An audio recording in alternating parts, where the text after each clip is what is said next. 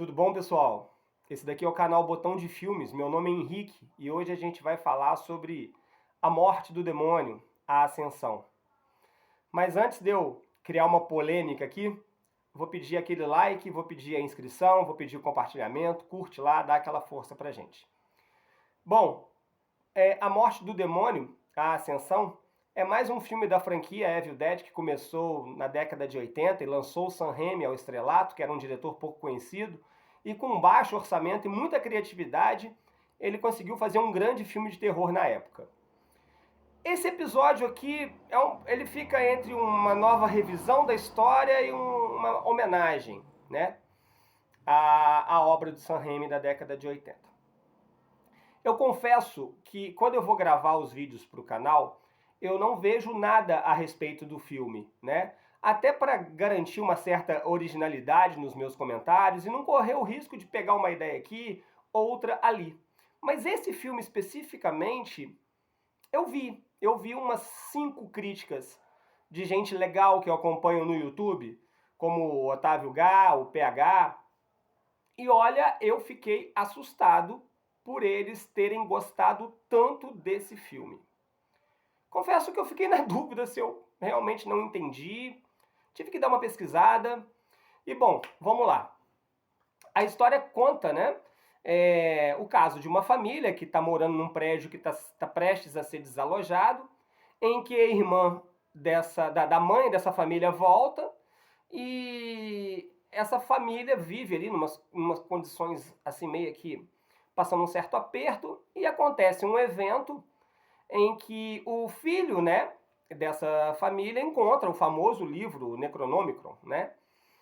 E, bom, ele abre o livro e começa a ler e acontece aquilo que a gente já está cansado de saber dos filmes anteriores, né? A mãe dessa família acaba sendo possuída por uma entidade maligna, né? Então, gente, eu não sei por onde começar, tá? O filme para mim foi uma grande decepção. A começar pelo roteiro.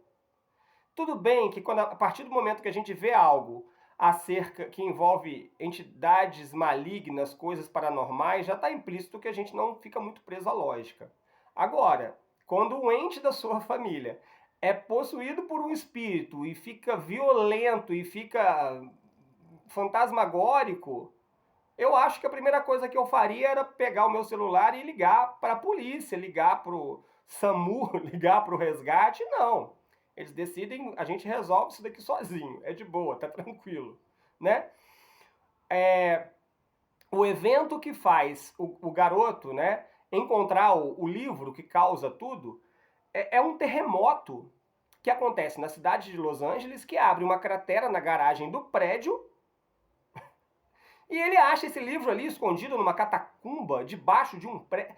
Cara, não cola. Isso vai te incomodando. Isso vai te incomodando. Ele pega o livro, leva pro quarto e, mediante toda a estética do livro assustadora, ele resolve abrir para ler.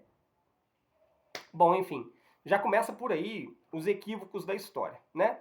O problema maior de A Morte do Demônio e a Ascensão, que é dirigida pelo Lee Cronin, né, que tem uma experiência com filmes de terror assim meio trash e tal, é que ele não se decide se ele faz uma homenagem ao filme da década de 80, se ele faz uma refilmagem, uma revisão no estilo. Ele não vai para nenhum caminho. A hora que você acha que ele vai fazer uma homenagem ao filme de 80, né, como a cena do elevador e tal, ele para. No meio do caminho ele para. Quando você acha que ele vai adotar ideias criativas, tentando botar um pouquinho de suspense, criando um clima maior, ele não desenvolve. Eu vi o pessoal do YouTube, né, fazendo elogios e marcando certos pontos, né? Nossa, o ambiente escuro faz o clima ficar mais assustador. Não, faz você não enxergar nada. Em algumas cenas você não tem direito à noção do que está acontecendo, né? E o sangue que está presente ali em todas as cenas, né? Tem uma escatologia ali, sanguinolenta ali, perde o efeito. Porque você não consegue ver aquele impacto, né? Que um sangue jorrando na tela daria por causa da paleta escura que o diretor usou, um cenário escuro, né? Falaram que é maravilhoso trocarem a cabana da floresta por um ambiente moderno, um prédio decadente e o clima meio que obscuro. Ô, gente, 90% de filmes de terror que a gente vê se passa num prédio que mora pouca gente e tem corredores escuros. Não tem nada demais. Ah, mas foi muito legal a solução do roteiro, porque na década de 80, quando filmou o Evil Dead do Sam Raimi, né? Eles usaram galhos de árvore, usaram os troncos e aqui substituíram por fios. É sério? Eu acho que tá tendo uma certa forçação de barra para fazer um merchan pro filme, né? Que em momento algum abraça o suspense, em momento algum cria climas de tensão. Eu não tomei nenhum susto no filme, nenhum susto sequer. Para um filme de terror que se propõe, né, a ser assustador, inovador, e que a gente viu notícias de pessoas saindo do cinema porque, nossa, não aguentaram, eu particularmente não vi nada demais. Ele não é trash o suficiente, ele não é escatológico o suficiente, ele não tem suspense o suficiente. Em alguns momentos ele me lembrou A Maldição da Chorona, que foi um filme de 3 ou 4 anos atrás aí, que tem a mesma pegada. Tem um momento no filme que é constrangedor. Uma cena em que a mãe, né, muito bem interpretada pela Elissa Sutherland, daqui a pouco eu falo dela, ela vai atacar um membro da família e tem um lençol jogado em cima dela, e ela meio que imita um fantasma, só faltavam os dois olhinhos. Sinceramente, eu achei muito pouco. Eu achei... não apresenta nada de novo. Era preferível ter feito uma refilmagem exata do que foi o primeiro Evil Dead lá, com do Sam Raimi e com o Bruce Campbell, né? Porque aqui não vai nem para um lado nem para o outro. É aquilo que eu falei. A hora em que você acha que, poxa, o filme vai pegar legal nesse ponto aí e vai tornar uma cena mais esticada e vai ficar emocionante. Não, ele para. Ele já pula para uma próxima.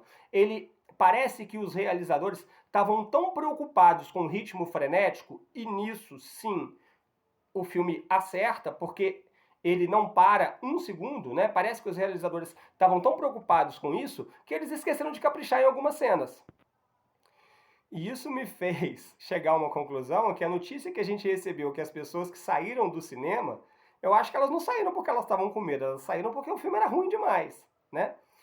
Para não dizer que não tem nada de bom no filme, eu destaco a atuação da Elissa Sutherland, que ela tá perfeita como uma pessoa possuída, vamos colocar assim. As expressões faciais dela ajudam e muito. Quando o close tá nela, você realmente fica incomodado, porque ela incorpora mesmo o personagem. As melhores cenas são dela. Eu destaco a cena em que se vê ela presa do lado de fora do apartamento, sendo vista pelo olho mágico. Foi uma das poucas cenas que salvou. E eu gostei também do roteiro ter feito um arco que volta para a primeira cena. O filme começa com uma primeira cena totalmente deslocada, ele faz a apresentação e daí a pouco ele corta para a história principal e você fica pensando, e aquela cena do início vai voltar a que horas? E ela volta de maneira bem justificada. Acho inclusive que caberia repetir essa cena de novo. Ficaria legal.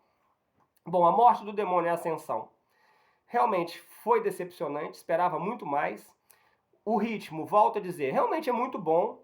Para quem não está exigindo muito ali de um clima de terror, de uma história mais elaborada, de uma ambientação que te gele a espinha e só quer, tipo, vamos correr desse demônio aí e tentar matar ele com a serra elétrica, que aliás está no final do filme, né? Uma espécie de... É o que eu falei. Eles tentam fazer algumas homenagens ao filme dos anos 80, mas não desenvolvem isso. Então eles ficam pelo meio do caminho por tudo que eles tentam. Inclusive na concepção do suspense, do medo. É aquele filme que você assiste e você pode ir para casa tranquilo, dormir de boa, que você não vai ficar nem um pouco assustado. Beleza?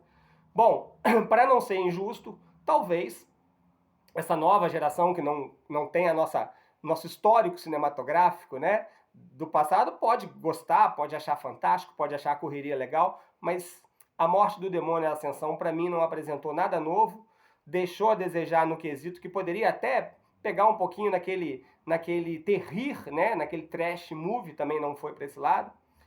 Eu não entendi, sinceramente, a cena do olho. quem vê o filme e quiser comentar aqui embaixo, por favor, me ajude a entender, porque a impressão que dá é que os realizadores acharam sensacional a cena em que a Elissa Sutherland, possuída, come o olho de um dos personagens e cospe no outro. Só faltou o diretor entrar na cena e bater palma e eu fiquei... What a shit is this, né? Bom, mas enfim... Esse foi o canal Botão de Filmes. Meu nome é Henrique e até a próxima aí.